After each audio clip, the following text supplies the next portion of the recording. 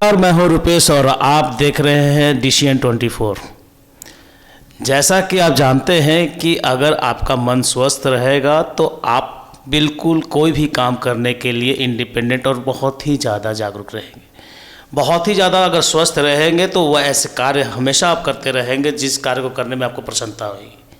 लेकिन अगर आपका मन स्वस्थ ना हो, आपका तन स्वस्थ ना हो, तो फिर आप क्या करेंगे? ये सोचने वाली बात है।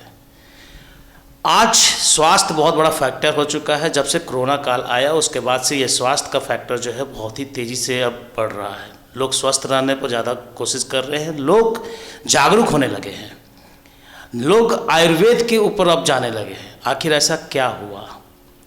उसी कड़ी में एक कड़ी हमें मिली है, वो है विजन आरोग्यम। जी हाँ, विजन आरोग्यम एक ऐसी संस्थान है जहाँ पर इनका सबसे पहला लक्ष्य है कि हम किसी को भी अस्वस्थ नहीं देखना चाहते, हम उन्हें स्वस्थ करेंगे। आखिर ऐसी कौन सी इनके पास जादुई छड़ी आ चुकी है जिसमें ये चाहते हैं कि भाई आखिर हर शख्स स्वस्थ हो। दूसरा कि कोई भी आदमी बेरोजगार ना रहे, कुछ रोजगार मुहैया करवाना चाहते हैं। जो निचले वर्ग के लोग हैं उनके लिए भी कुछ कार्य करना चाहती है। तो बहुत ही कम समय में हम आपसे मुलाकात करवाएंगे विजन आरोग्यम के फाउंडर माननीय राजीव रंजन मिश्रा जी से। और आइए एक मुलाकात में हम बात करते हैं कि आखिर विजन आरोग्यम की शुरुआत कहाँ से हुई, विजन आरोग्यम का आगे का कार्यशैली क्या रहेगा और विजन आरोग्यम किस लिए जाना जाएगा। तो सर, सबसे पहले तो आपका हार्दिक अभिनंदन है DCN 24। सबसे पहले तो मैं विजन आरोग्यम के माध्यम से, मैं राजीव रंजन मिश्रा आपके चैनल के माध्यम से आपको बहुत बहुत बधाई देता हूं और आपके साथ साथ पूरे भारतवासियों के प्रत्येक व्यक्तियों को नव वर्ष की ढेर सारी शुभकामनाएं एवं बधाई, और सभी के जीवन में सुख समृद्धि शांति हो, ऐसी हमारी अपेक्षा है।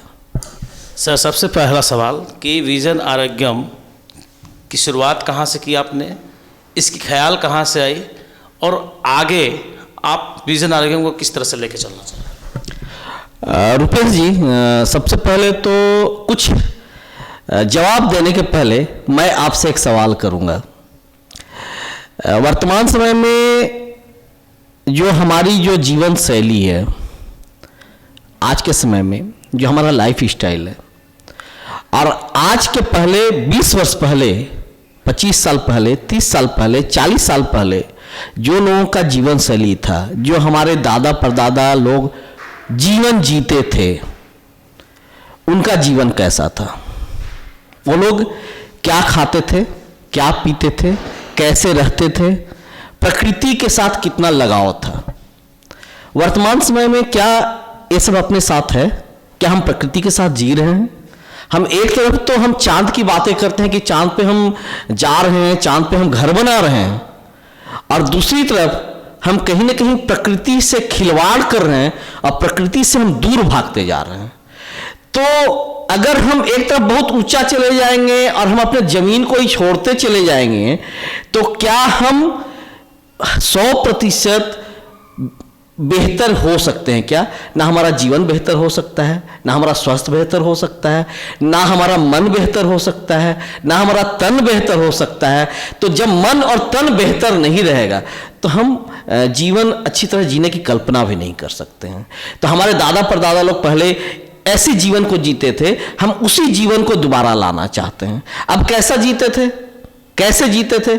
प्रकृति के साथ लोग जीते थे। लोग क्या करते थे, बहुत आज के समय में भी है, लेकिन वर्तमान समय में लोग नहीं जानता है। पहले क्या थे, लोग तुलसी का सेवन किया करते थे, गिलोय का सेवन किया करते थे, एलोवेरा का सेवन किया करते थे, अश्वगंधा का सेवन किया करते थे, आपका बहुत सारे हर्बल प्रोडक्ट्स का सेवन किया करते थे। जीवन शैली में था, प्रतिदिन उपयोग करते थे। और लोग, आपको भी जानकारी होगी कि 100 साल लोग जीते थे। ये कहीं ऊपर से भगवान का दिया हुआ, तो उसमें भी इंसान वही था, अभी भी वही इंसान है, कुछ बदलाव नहीं हुआ। लेकिन उस वक्त 100 साल लोग जीते थे और वर्तमान समय में हमारा एवरेज आयु कितना, 60 साल हो गया। और अभी साइंस ने प्रूव किया कि 20 साल 25 साल में हमारा एवरेज आयु 40 साल होने वाला है। तो अगर हम प्रकृति के साथ नहीं जिएंगे तो जाहिर सी बात है हम अपने जीवन को कहीं ना कहीं खो रहे हैं। तो हम अच्छी जिंदगी की कल्पना नहीं कर सकते हैं। रुपेश जी, आगे आप विजन आरोग्यम को लेकर जो कॉन्सेप्ट चला रहे हैं, ये इसका स्तर क्या रहेगा? क्या ये जिला स्तर तक रहेगा या फिर देश विदेशों तक आपको पहुंचने की ज़रूरत है? देखिए रुपेश जी, मैं आप लोगों को बता दूं कि जिस वक्त कोरोना आया था आज के 2 साल पहले, आज भी मुझे याद है कि मैं 5-6 मित्रों के साथ बैठा हुआ था और हम लोग को लगा कि हम लोग को आरोग्यम पे काम करना चाहिए, जिससे कि हम सभी घरों को सुख समृद्धि शांति प्रदान करें। अरे सुख समृद्धि शांति तभी प्रदान हम कर पाएंगे जब लोग 100% स्वस्थ हो पाएंगे और व्यवहारिक और व्यावसायिक दोनों रूप से शिक्षित हो सकेंगे, और साथ में हम सभी को रोजगार युक्त हम भारत बनाएंगे।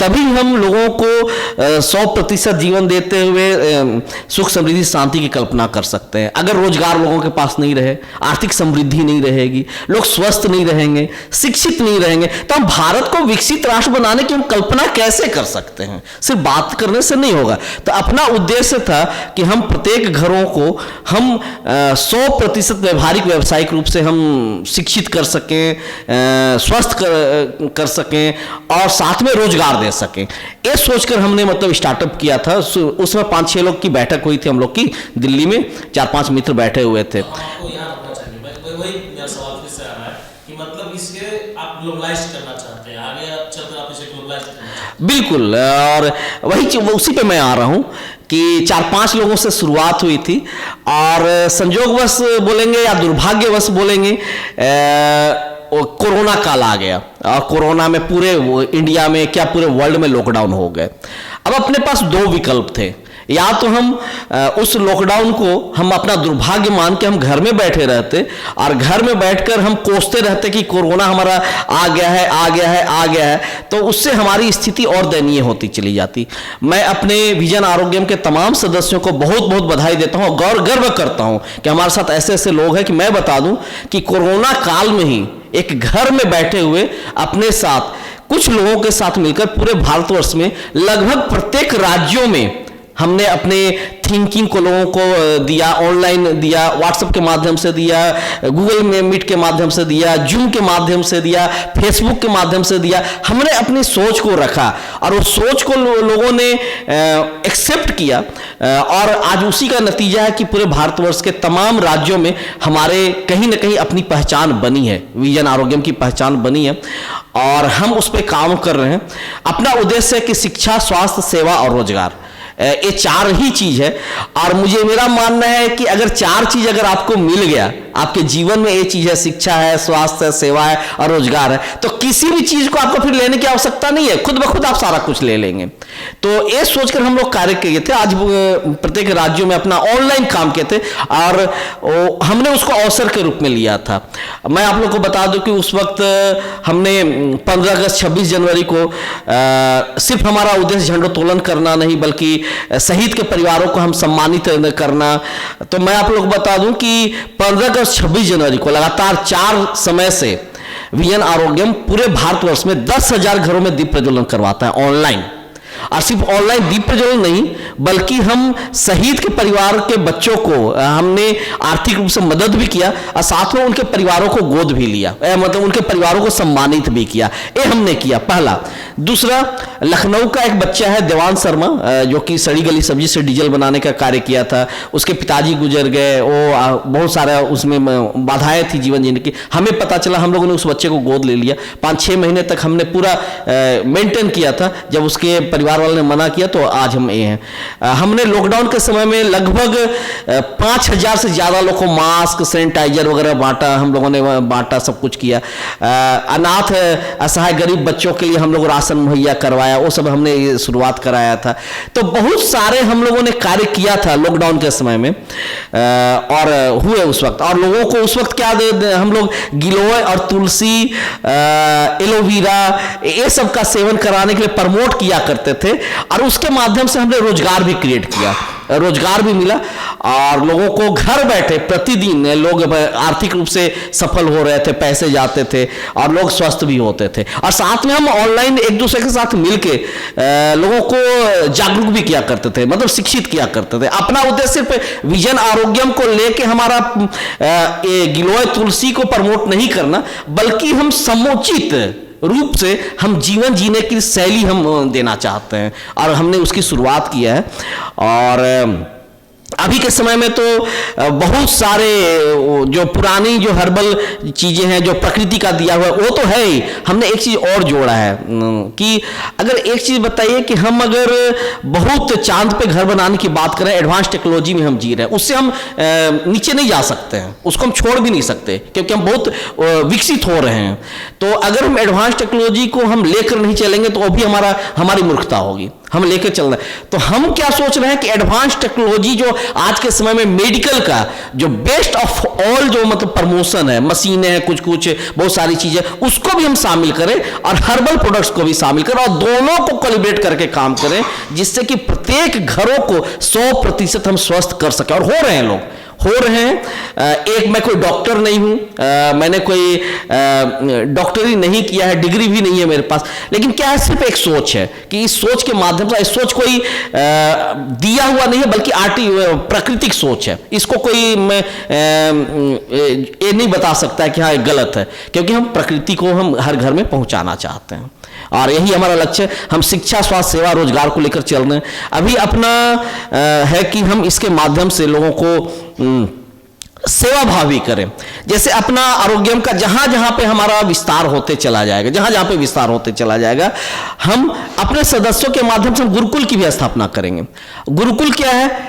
अपना कंसेप्ट है कि जो बच्चे गरीब हैं, अनाथ है, ऐसा है, वैसे बच्चे जो कि आर्थिक रूप से कमजोर होने के कारण अच्छी शिक्षा नहीं ले पाते। अच्छी शिक्षा कहने का मतलब मेरी सोच है व्यवहारिक और व्यावसायिक, किताबी ज्ञान नहीं, व्यवहारिक और व्यावसायिक दोनों शिक्षा अगर हो जाए तो उसको समुचित शिक्षा बोलेंगे, उसको हम प्रमोट करेंगे। तो उसको प्रमोट करने के लिए अगर हमारे पास पैसे, आज के समय में शिक्षा बाजारीकरण हो गया, हेल्थ बाजारीकरण हो गया, तो उसके लिए हम लोगों ने क्या किया है कि अपनी प्लानिंग है कि जहां पे भी हमारे विजन आरोग्यम के लोग हैं, वहां पे हम गुरुकुल की स्थापना करें और वहां के गरीब अनाथ बच्चों को पढ़ाएं और व्यवहारिक शिक्षा प्रदान करें निःशुल्क, जिसकी हमारी शुरुआत है। इस बार लक्ष्य है अपना कि कम से कम इस वर्ष 25 गुरुकुल की स्थापना करना है, वो हमारा लक्ष्य है, उसको हम पूरा कर लेंगे। साथ में अपना ये भी लक्ष्य है कि हम जो समाज का सबसे नीचे तबका का व्यक्ति है, जिसको कि हम बोलते हैं बेगर, भिक्षा मांगने वाले, अगर उनके लिए कौन सोचता है, वो कैसे मुख्य धारा में आवेंगे? तो हमारी सोच है कि हम बेगर्स लोग के लिए जो भिक्षा मांगते हैं, उनको हम अभी शुरुआत कर रहे हैं कि वजन नापने वाला मशीन, जो वजन नापने हैं, उनको हम वहां पे प्रोवाइड करें, प्रमोट करें, और उसके माध्यम से वो भीख ना मांगे बल्कि रोजगार करें। तो वो हम शुरुआत करने जा रहे हैं धीरे धीरे, और हम इस महीने के अंत तक या अगले महीने से हम इसको शुरुआत करेंगे, और धीरे धीरे और भी ऐसा सेवा, जिससे कि अपना लक्ष्य कि अनाथ असहाय बच्चियों की शादी, जो कि कोई नहीं है, उनका आर्थिक रूप से कमजोर है, उन बच्चियों की शादी हम मतलब उनको कराएं। तो ये मैं अकेला नहीं कर पाऊंगा, अकेला मैं नहीं कर सकता। कोई भी इंसान सर्वज्ञ नहीं हो सकता, बहुज्ञ हो सकता, सर्वज्ञ नहीं हो सकता। तो हम अकेला नहीं कर सकते, इसमें हम तमाम युवा, तमाम वृद्ध हमें मार्गदर्शन दे, युवा हमें साथ दे, और हर व्यक्ति का हमें साथ चाहिए, जिससे कि हम स्वयं के लिए, परिवार के लिए, समाज के लिए और इस देश को विकसित राष्ट्र बनाने हेतु हम अपना कर्तव्य निर्वहन कर सकें। जैसा कि बहुत ही कम समय में राजीव जी ने बताया कि आरोग्यम का क्या क्या काम रहेगा, क्या कर रही है और आगे का लक्ष्य क्या है। ऐसे कई चीज़ें तो राजीव जी ने बोला, लेकिन कितनी बातों पे ये खरे उतरेंगे, क्या होगा, ये समय बताएगा। और हमारी चैनल इस चीज़ पर एक बार ज़रूर फोकस करेगी कि आरोग्यम के काम करने की तरीके क्या होंगे, वो किस तरह से तरीका से काम करता है, कहाँ कहाँ काम कर रहा है। मैं आने वाले दिनों में आप सभी को ये जरूर दिखलाऊंगा। फिलहाल आज बहुत ही बहुमूल्य समय राजीव जी ने दिया, और जो इन्होंने बताया, अब उन चीज़ों के ऊपर में भी हम देखेंगे और दिखलाएंगे कि आरोग्यम क्या वास्तविक रूप में वही आरोग्यम है जो राजीव जी ने बताया है। तो ऐसे कई सवालों के साथ मैं छोड़े जाता हूँ। फिलहाल आज के लिए इतना ही। कैमरामैन राकेश के साथ रूपेश कुमार।